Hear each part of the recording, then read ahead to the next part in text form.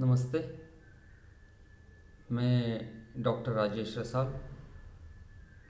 आज हम मध्ययुगीन संत कवियों में कबीर का परिचय देखेंगे।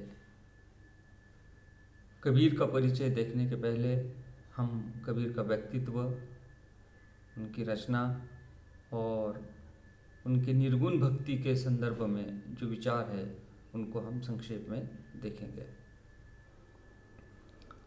मध्ययुगीन संत कवियों में कबीर का स्थान महत्वपूर्ण रहा है। संत साहित्य परंपरा में उनका अनन्य साधारण महत्व है।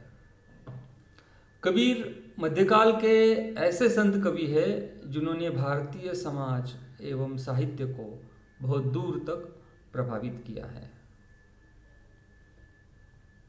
संत नामदेव ने जिस निर्गुण काव्य धारा को चलाया था या जिस निर्गुण काव्य धारा का आरंभ किया था, उसे पहचान देने का कार्य जो है वो कबीर ने किया है। कबीर ने जिस भक्ति का निरूपण किया है उसका स्वरूप निर्गुण भक्ति का रहा है। इसका आधार शंकर का अद्वैतवाद है। जीव सर्वव्यापक ब्रह्म का अंश है। माया के बंधनों के कारण वह अपना वास्तविक स्वरूप भूल गया है। प्रेम और भक्ति ही वह मार्ग है जिसके द्वारा वह इन बातों से मुक्त होकर अपने स्वरूप का ज्ञान प्राप्त कर सकता है। कबीर ने ब्रह्म के इसी सर्वव्यापक निर्गुण रूप को आराध्य बताया है, क्योंकि परमात्मा का वास्तविक स्वरूप यही है। कबीर के भक्ति में ज्ञान भी है, योग भी है और सगुण भक्ति में पाए जाने वाले समर्पण के भाव भी है और अनन्य साधारण अनुराग और दैन्य भी है। अतः उनकी भक्ति को कोई एक नाम देना उचित नहीं है। यद्यपि प्रधानता निर्गुण तत्व की है, तो उनकी भक्ति का स्वरूप जो है वह समन्वयवादी रहा है। कबीर के जीवन के संबंधी अनेक जनश्रुतियाँ हैं। उन्होंने अपने बारे में बहुत कम बातें कही है, इसलिए उनके जीवन वृत्तांत को लेकर प्रामाणिक बातें बहुत कम उपलब्ध है। कहा जाता है कि नीरू और नीमा नामक जुलाह दंपति को काशी के लहरतारा तालाब के किनारे पर नवजात शिशु मिला था।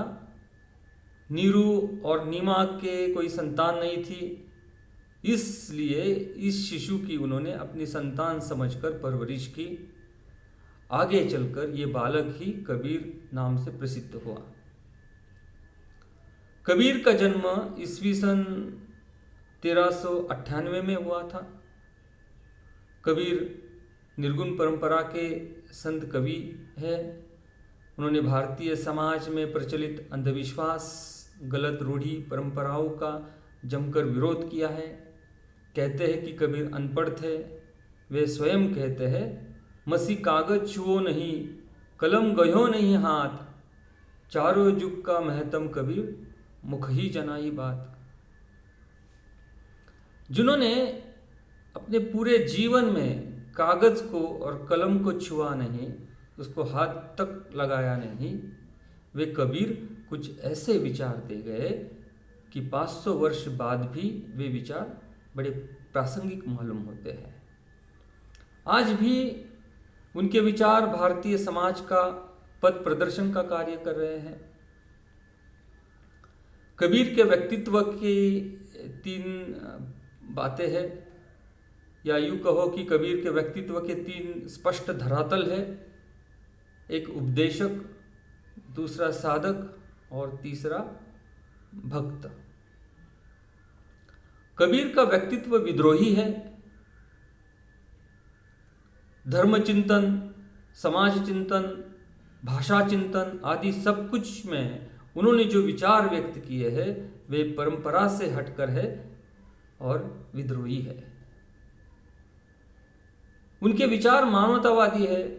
जो कुछ वो सोचते हैं वही कार्य वह करते रहे हैं। उन्होंने भारतीय समाज के उपेक्षित, दीन दलित, सामान्य की पीड़ाओं को वो अपने काव्य के जरिए अभिव्यक्त करते रहे हैं। इसलिए आज भी जहाँ जहाँ सामाजिक परिवर्तन का आग्रह होता है, जहाँ जहाँ शोषण का विरोध होता है, वहाँ वहाँ कबीर को याद किया जाता है। कबीर का काव्य जो है वो मुख ही जनाई बात है। उन्होंने स्वयं कुछ नहीं लिखा है, उनके शिष्यों ने जो कुछ लिखा है वही आज कबीर साहित्य के रूप में हमें उपलब्ध है।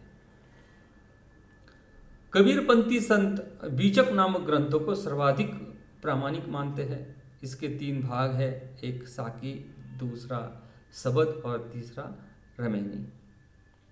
सिखों का धार्मिक ग्रंथ जो है गुरु ग्रंथ साहब में भी कबीर के जो पद है आदर के साथ संकलित किए गए हैं। और आधुनिक काल में विभिन्न स्रोतों से प्राप्त कबीर का जो काव्य है, वो कबीर ग्रंथावली में संग्रहित किया गया है। जिस समय भारतीय समाज में ईश्वर को लेकर तरह तरह के आडंबर प्रचलित थे, साधना के नाम पर तंत्र मंत्र का जोर था, उस समय कबीर ने निर्गुण संत परंपरा को बल दिया है। कबीर स्व अनुभव की बात करते हैं, स्व अनुभूति को मानने वाले हैं, स्व अनुभूति को महत्व देने वाले वो कवि है। कपोल कल्पित बातों पर उनका विश्वास नहीं है, इसलिए मूर्ति पूजा, धर्म ग्रंथ, धार्मिक परंपराएं, तीर्थाटन आदि का कबीर ने जमकर विरोध किया है। कबीर कहते हैं, पाहन पूजे हरि मिले तो मैं पूजू पहाड़, ताते ये चाकी भली पीस खाए संसार। स्पष्ट है कि कबीर धार्मिक आडंबरों के खिलाफ थे। उन्हें ये लगता था और वो ये मानते थे कि मानव मुक्ति निर्गुण राम की आराधना से ही संभव है। लेकिन उनके निर्गुण राम दशरथ पुत्र राम से अलग है और इस निर्गुण राम की प्राप्ति के लिए किसी भी आडंबर की आवश्यकता नहीं है। वह घट घट में बसा हुआ है, समाया हुआ है, उसे आसानी के साथ प्राप्त कर सकते हैं। कबीर की जो भाषा है, कबीर की भाषा सदुकड़ी भाषा रही है, उसे सदुकड़ी भाषा कहा जाता है क्योंकि उनकी भाषा में ब्रज, अवधी, राजस्थानी, पंजाबी आदि कई भाषाओं के शब्द जो है प्राप्त होते हैं। इसलिए हजारी प्रसाद द्विवेदी इसे वाणी का डिक्टेटर कहते हैं। कबीर कवि के रूप में जितने महान हैं उतने ही वो समाज सुधारक के रूप में भी महान है।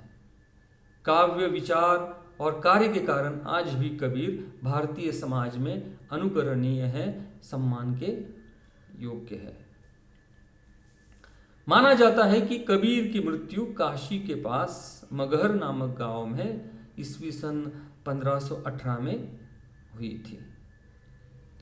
निष्कर्ष रूप से हम ये कह सकते हैं, रूढ़ियों और आडंबरों के खंडन की जो शक्ति कबीर में जो दिख पड़ती है, वो वास्तव में उनके बहुआयामी व्यक्तित्व के कारण या उनकी बहुआयामी व्यक्तित्व की वो अभिव्यक्ति उसे हम कह सकते हैं। उनका व्यक्तित्व इतना विराट है कि उसे किसी एक सीमा में बांधना संभव नहीं है। वो पृथ्वी से आकाश तक फैला हुआ है। आज हमने कबीर के व्यक्तित्व के बारे में, उनकी रचनाओं के बारे में और उनकी निर्गुण भक्ति संबंधी जो विचार है उसके बारे में हमने संक्षेप में जानकारी प्राप्त की है। धन्यवाद।